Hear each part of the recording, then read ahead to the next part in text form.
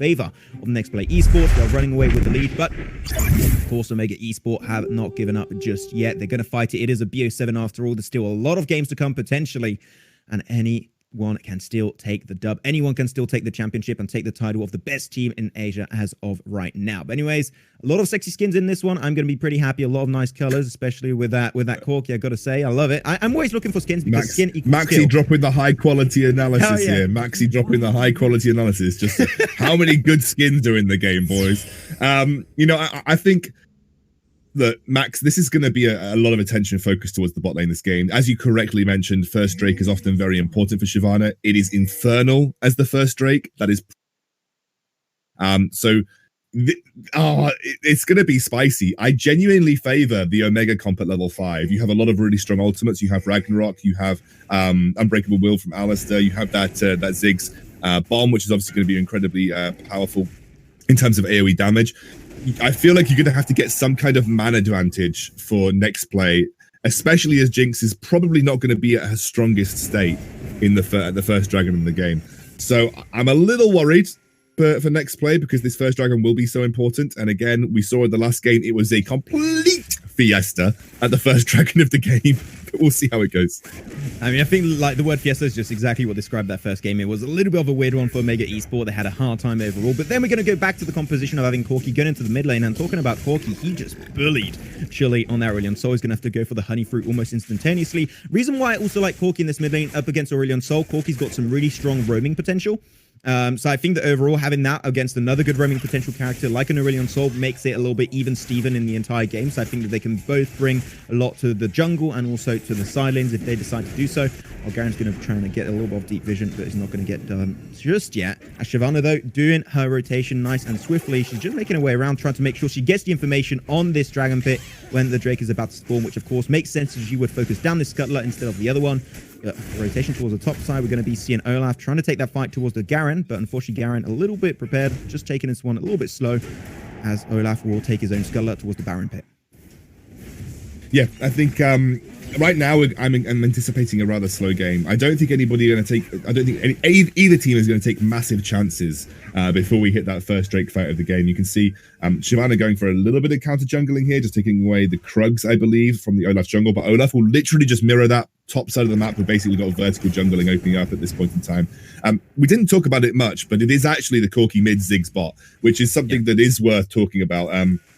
Ziggs bot has been something that the PC League variant saw played a pretty extensive amount, sort of like, I don't know, a few years ago. And it was because of the ability for Ziggs to just essentially outpush almost any other AD carry in the game.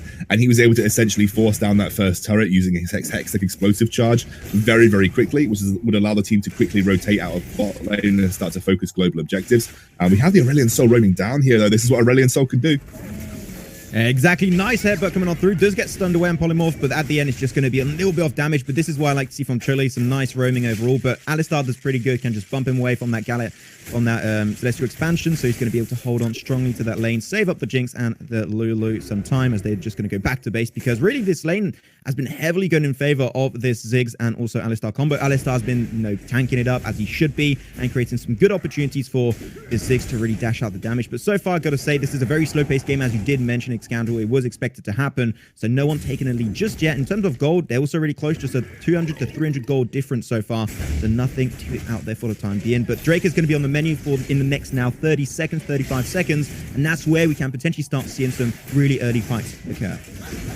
Yeah, I'm just waiting for back timings to occur as well. You know, you have that 30-second window now to go back for the first Drake of the game. You can see that the bot lane from Next Play are now making that maneuver. I'm expecting Arise to essentially push this mid lane in and pick up his package at the 4-minute mark to make sure he has that available for this first dragon fight of the game.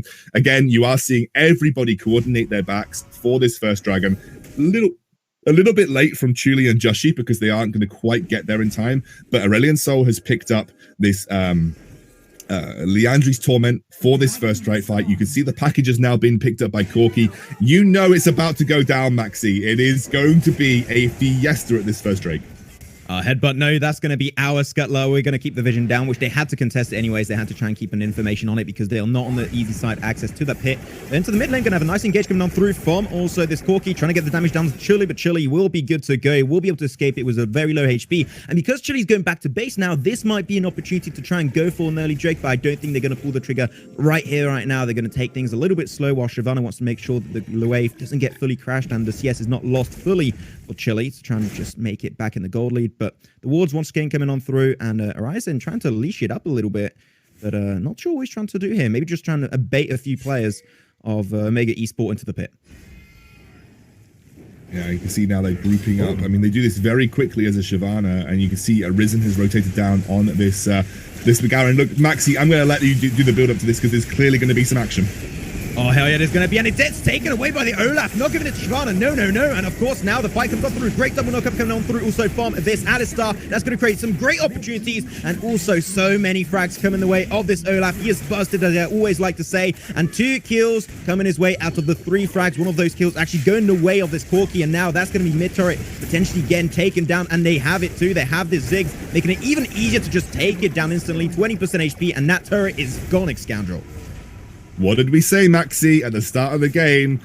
A, we're getting a level 5 Fiesta at the Dragon Pit, and B, we favored Omega's team comp at level 5.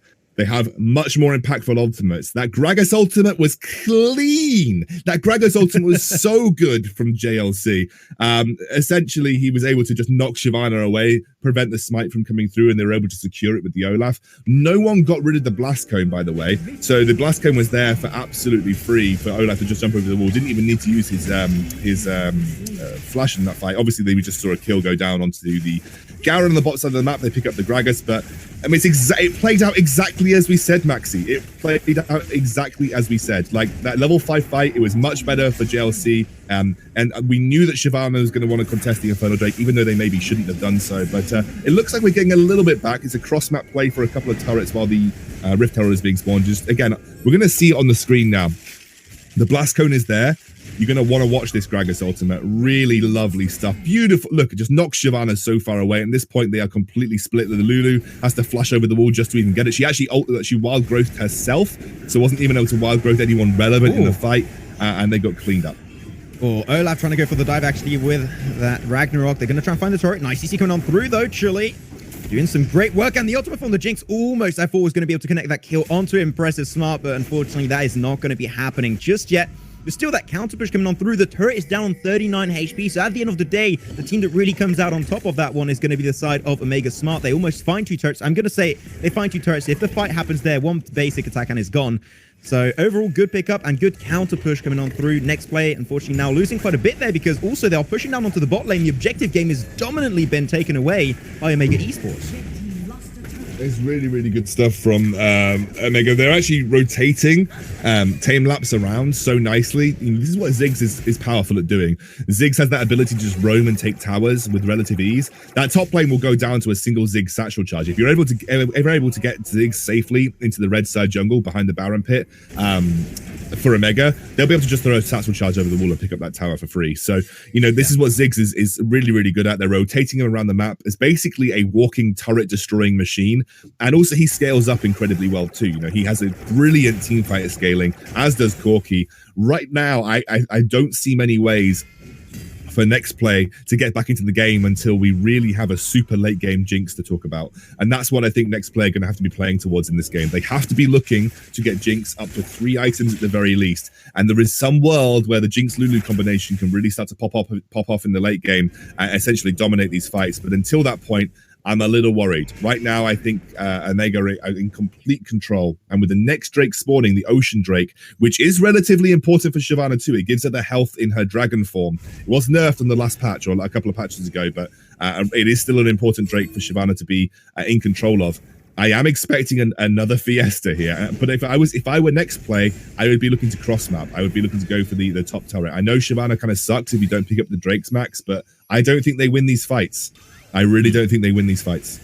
Yeah, I truly agree with that one. And also, Shyvana's going to get somewhat starved away from this game. They're currently at a 5k gold disadvantage. It's going to be going the way of side of Omega Esports. So they're in a really good spot while Alistar just chilling in the bush, in a rover bush, trying to make sure he can maybe catch someone off guard paired up with this Ziggs. Things are going to get a little bit centered up. The entire team, here you go. You said it, the Fiesta's about to happen, and I think it is indeed. Everyone is going to start grouping towards that position, but the vision game is strong for NXP towards this pit. They have all the information, all the intel in the world that they might require. But are they ready to take this fight when, really, when you look at the side of Omega Esports, they're pretty damn far ahead. It's still only 3-1. It's not all that insane, but just their team fight potential is just absolutely through the roof. And they're just going to kick it off now, trying to contest it away. The fight is going to be roaring in just a few seconds, down to 3,000 HP. Garen's going to go on deep, though they're trying to single out. That's going to be Shyvana out of the way, and unfortunately can't fight it. They don't have the jungle, but Jinx just ults it down and secures the Drake, and that's going to make one happy Shyvana for sure.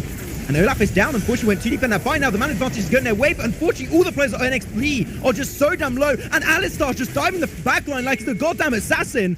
Can he find the kill onto Uzi? I think that's a yes. He's disrespecting NXP. And now they're just going to be chasing down the few remaining players in their own jungle, picking it up one by one. Sure, they lose the Drake, but they find the kills.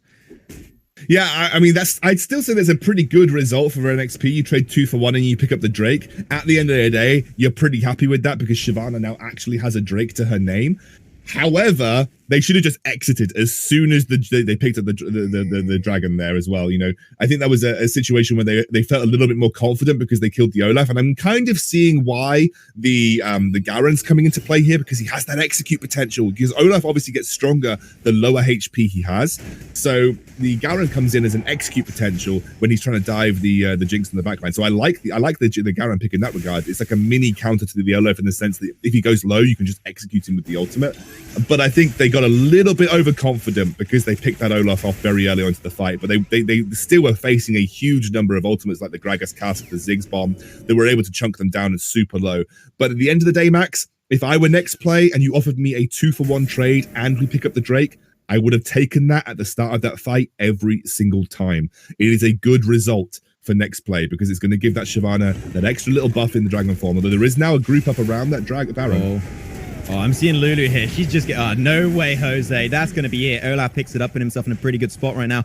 Did pop the Ragnarok, I do believe. So that's not going to be available for the next fight. Unfortunately, maybe something NXP can try and use for themselves if they decide to do so. While Baron is indeed available, but mid lane is going to be contested. They did lose their first turret earlier for next play, allowing a pretty big deep. Nice knockup coming on through on top of Aurelion Sol. But unfortunately, the team is not there. The follow-up is not going to be decent. So they will not get anything for the time being. But Baron now is still opened up. They got some decent damage on top of the Aurelion Sol. So maybe a way for them to get the Baron. But I'm not sure they're going to commit to it just yet. They're a little bit unsure if that should be the good call. And indeed, they shall not go for it. The other thing that you have to be worried about if you're next play is you actually can't outtrade poke versus this comp. Like the Corki and the Ziggs, the poke between them, especially as the game progresses, is too difficult for you to navigate. You have to look for the hard engages, and that can also be a bit problematic versus like an Alistar and a Gragas. So you kind of in a catch-22 where you can't play the ranged game versus the Omega composition, but you also can't really play the hard engaged comp unless you're super far ahead, which of course at this stage in the game they're not. They're 6,000 gold behind. So this is just a worry, I think, for next play, that you can see they're being forced off their own turret. Those single bombs doing about a 1/6 or a 1/7 of Jinx's HP in one go. They are just desperately looking to try and clear the waves as much as possible. But this is just the Omega are playing this comp exactly the way they should be. Play it from range with the Ziggs and the Corki poking as much as possible, and then when it comes to these teamfight situations, you're also superior. It's a really nicely drafted comp from Omega overall. Yeah, they got the best of both worlds. Some really good poking range and then some good engage with that Gragas, and especially with that Olaf that's been doing great so far in this game. They get a little bit split away when they did take that Drake fight, but at the end, it's a-okay. He's still in a really, really strong position as of right now. Though Drake is going to be spawning once again, and as Xscounder would like to say, another Fiesta should be happening, hopefully around that Dragon Pit, so that's going to be up very soon, I do believe. But everyone went back to base trying to get ready for the next potential fight, trying to get those itemizations on board. As Olaf trying to clear some deep vision, though he is Olaf, so if he has to escape, Ragnarok will easily just snatches it away with a nice hatchet, and will be able to get some extra 90 gold in his pocket. Red buff going to be contested. Can he steal? Oh my god, did he get that one? Yes, he did. He just snatched away the red. He did. Wow. Literally just snuck it away. And that's going to be important because red, pretty impactful, especially if they were trying to donate that over to the Jinx. That's a pretty impactful buff to have in this next team fight, which is obviously going on towards the Cloud Drake. I don't know if next play are even going to bother contesting. They're not in the position. They don't have the vision. They've got 0 eyes on their blue side jungle, and even less in the river. They'd be walking into a trap versus an Alistair if they had to. So you can see next player just confident, or rather just going to say, not even going to bother. There's no way that we get into this without, potentially getting engaged on and just losing our lives. So they make the more sensible decision to give it up for free. But of course, this is exactly what Omega want. They are this far ahead where they've got complete dominance of the river, where at this point, next play can't even step up to look towards the dragons or look towards the barons, and that's going to be a worry for them, because the baron is quite clearly going to be the next objective being focused or even looked at by the Omega roster. And you need to step up, you need to get vision control, you need to try and take control back of your red side jungle at the very least. But at this point, Omega are in such a dominant position that they're able to just walk through for free, steal camps, put vision down, and honestly, next play are just essentially stealing the scraps of waves and funneling them into Jinx. They realize Jinx is primarily their only win condition, and so they're just trying to give as many creeps over to Jinx as physically possible. Yeah, Hypercarry Jinx is going to be here for this game for sure. They do clear the vision away for the side of Omega Esports, making sure that they just going to put them in a little bit of a blanket of misinformation, as of course, that's going to be Aurelion Sol can easily just move away from that fight, not get caught up. But now as they are moving back into the mid lane, they're thinking, how can we potentially engage this fight? Well, Jinx does go back to base, so the man advantage is not there for fight does occur once again. Goes right into that barrel coming out from this Gragas, so just a little bit of extra damage down on top of the Shyvana. Things after a little bit of a stalemate for the time being, but that's just because they are stalling. They're trying to take as much time as possible. Corki, though, be careful to not get caught out. You will be fine, especially when Olaf went back into the jungle. They cannot afford to take this fight anymore, as it would break out really badly. But next play, they have that fear factor. They're just not ready to take any fight whatsoever. They're just trying to take things a little bit slow, making sure if they can, especially as you said, Xcandy, funnel that gold into the Jinx. She's going to try and go in the hyper carry kind of position here and try and get some good damage and try and use especially that Lulu Jinx combo that we have yet to see really happen in a fight. That is just not been working out so far for them. And let's see if the next fight might be the one they've been wishing for. Yeah, I think the game right now is kind of favoring them. They are just playing it slow, which is important because, at this point in the time, you need to. You don't want to give away anything stupid. The problem is you've got Elder Dragons spawning relatively soon, and you're still not on a level playing field with Omega. And of course, the Baron is always under threat. So, there'll be a point where you can no longer ignore the river. You can no longer just sit back and farm under your towers. You're going to have to make a decision. But Jinx is now 3 items. She is relatively strong. I'm also really loving the item that Arisen is going for here, because I think it completely counters the majority of the damage. Although I have to say, the Baron has started here, Max, so we could see some action. Maybe it's still coming on through. They're going to try and smite it down, and it will be smited indeed bound by the Olaf. Unfortunately, Shyvana, sure, she's got the GA, but she's taken a lot of damage, having to force and flash away from that fight entirely. Wow, this Alistar just keeps on diving. Good headbutt into the rest of his team. But it still went down, unfortunately, to one of the bombs coming up from Ziggs. So that's going to be unfortunate. And truly just not able to have the impact possible. I hyped him up on this Aurelion Sol, but unfortunately, he's just not given the cards and the opportunities to have the impact he's hoping for. And this is going to be 2 Turrets going down into the mid lane. I mean, this could be almost game at this point, Max. Honestly, they've got the siege potential. Yeah. They've got the poke potential. I think it's game. I think so too, and you know what? They lose the Jinx, and that's even more going to be seeing the fate of NXP next play. Going to be losing this one 1-1. We knew it was going to be a hype series, ladies and gentlemen, and it is indeed 1-1 in this BO7. And the further we go, the further I keep on thinking that we might just make it to a Game 7 here, because these 2 teams are just so damn good. Honestly, I would have preferred the Wukong here, Max, over the Shyvana. The problem with the Shyvana, and this is a discussion that me and Dave have had several times about Shyvana, is that you need a good, strong first Drake fight team if you're playing Shyvana, because that is where Shyvana starts to shine. She has the ability to just focus down those early Drakes and really come alive once she gets them. If you don't have a good first Drake fight team, then Shyvana becomes a little bit useless. Even though they snuck one Drake away through a steal with the the Jinx ultimate, they were never really in the game from the first Drake fight, which they lost, categorically lost by a huge margin. A really well thought out comp from Omega that fought for first Drake especially well, and honestly you could see the next play were just bleeding out the whole game. They could not get out of their own side of the map, and they just lost gold over time, and eventually that Baron, which they couldn't even contest because they had no vision of their red side jungle, and even when they tried to contest it, Alistair was there to just headbutt the Shyvana away and make sure there was no steal on the cards. A really well executed game by Omega, but honestly I don't think next play played towards the win conditions of their draft. If I were them, I would have said, okay, look, I know it's Infernal Drake,